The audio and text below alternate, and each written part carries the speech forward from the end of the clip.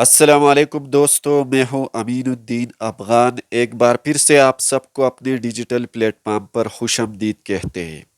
آج South Africa کی international court of justice میں جو ساؤتھ افریقہ نے اسرائیل کے خلاف جو کیس درج کی گئی ہے، اس کیس کا فیصلہ آج ہوگا۔ لیکن صورتحال یہ ہے دوستو کہ آپ اتنا زیادہ توقع نہ رکھیں، کیونکہ انٹرنیشنل کورٹ آف جسٹس عالمی انصاف عدالت تو صرف نام کے طور پر صرف انصاف کا عدالت ہے، باقی اس کے اندر انصاف نہیں ہوگا اور نہ ہی مسلمانوں کے لیے انصاف کا فیصلہ ہو سکتا ہے۔ ابھی تک جو لیٹسٹ ایکسکلوزیو ڈیٹیل میرے پاس سامنے آئی ہے وہ یہ ہے کہ اسرائیل کے وزیر اعظم نتنیاہو نے عالمی انصاف عدالت کے جو سب سے بڑے ججز ہیں ان کے ساتھ انہوں نے اس کیس کی سماعت سے اس کیس کا جو فیصلہ ہے آج، اس سے پہلے نتنیاہو نے ملاقات کی ہے، اور ہو سکتا ہے کہ اس کیس کا فیصلہ بھی انٹرنیشنل کورٹ آف جسٹس کے جو بڑے بڑے ججز ہیں وہ بھی اسرائیل کے حق میں فیصلہ کر سکے۔ تو یہ صورتحال ہے، دیکھتے ہیں کہ آگے کیا ہو رہا ہے۔ دوستو، اس کے علاوہ یمن کے حوثیوں کے اسپوک پرسن کا بھی بیان سامنے آیا ہے۔ انہوں نے کہا کہ ہم نے ابھی تک 200 سے زائد ڈرون اور 50 بیلسٹک میزائلوں کا استعمال کیا ہے۔ ہم تب تک امریکہ پر اسرائیلی جہازوں پر ریڈ سی میں حملے کریں گے جب تک غزہ کے لوگوں کو خوراک دوائی مہیا نہیں کی جاتی، اور اسرائیل نے اپنے ظلم کو بند نہیں کیا ہوتا تب تک ہم اپنے حملے جاری رکھیں گے، تب تک ہم ریڈ سی میں اپنا آپریشن جو ہے وہ جاری رکھیں گے۔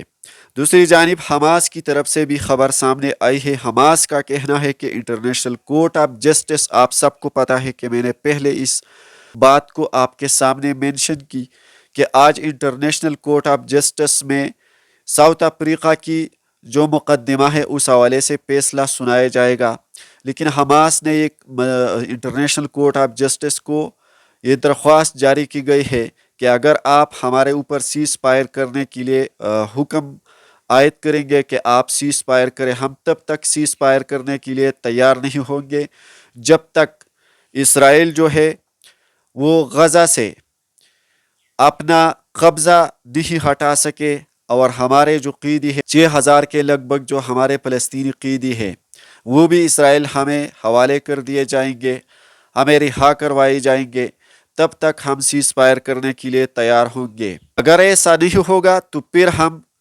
ایسی جنگ بندی کے لیے تیار نہیں ہے، یہ حماس کا کہنا ہے۔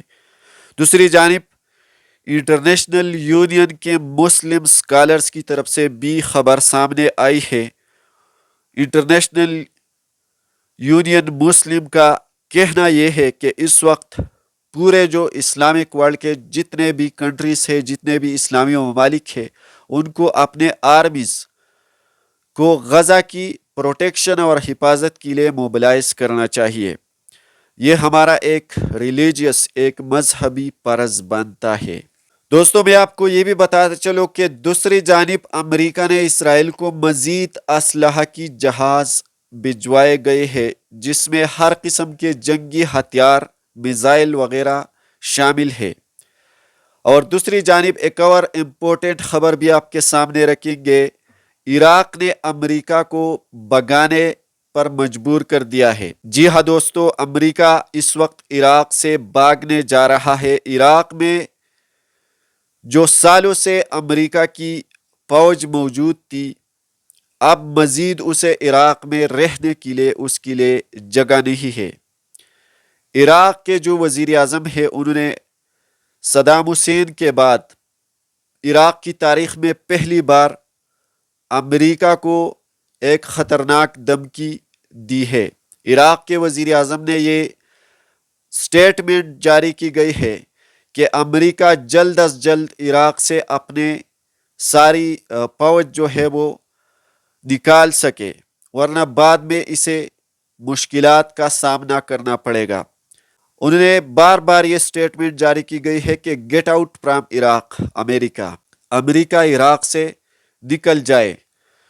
تو اس وقت عراق کے جو وزیر اعظم ہے انہوں نے روس کا جو صدر ہے اس کے ساتھ انہوں نے ملاقات کی ہے، اور عراق کے پیچھے روس اور چائنا کا ہاتھ ہے، اس لیے وہ اتنے مضبوط دھمکیاں جو ہے وہ دے رہی ہے، اور امریکہ بھی اس وقت مجبور ہو چکا ہے اپنے فوج کو عراق سے نکالتے ہیں، کیونکہ پچھلے کئی ہفتوں سے امریکہ کی جو فوج ہے عراق کے اندر، اس کے اوپر ان کے جو ہوائی اڈے ہیں ان کے اوپر Islamic resistance group of Iraq کی طرف سے مختلف قسم کے خطرناک حملے ہو چکے ہیں، اور ان حملوں کی وجہ سے ان کو بہت زیادہ نقصان بھی پہنچایا گیا ہے۔ تو اس وجہ سے اب مزید امریکہ کی جو فوج ہے وہ عراق میں نہیں رہ سکتے ہیں، اور عراق سے بھی اپنے فوج نکالتے ہیں۔ دوستو، یہ اس وقت کی کچھ امپورٹنٹ اپڈیٹس اور خبریں تھی۔ مزید خبروں کے لیے آپ ہمارے ساتھ رہیے، ہم لمحہ بلمحہ آپ کو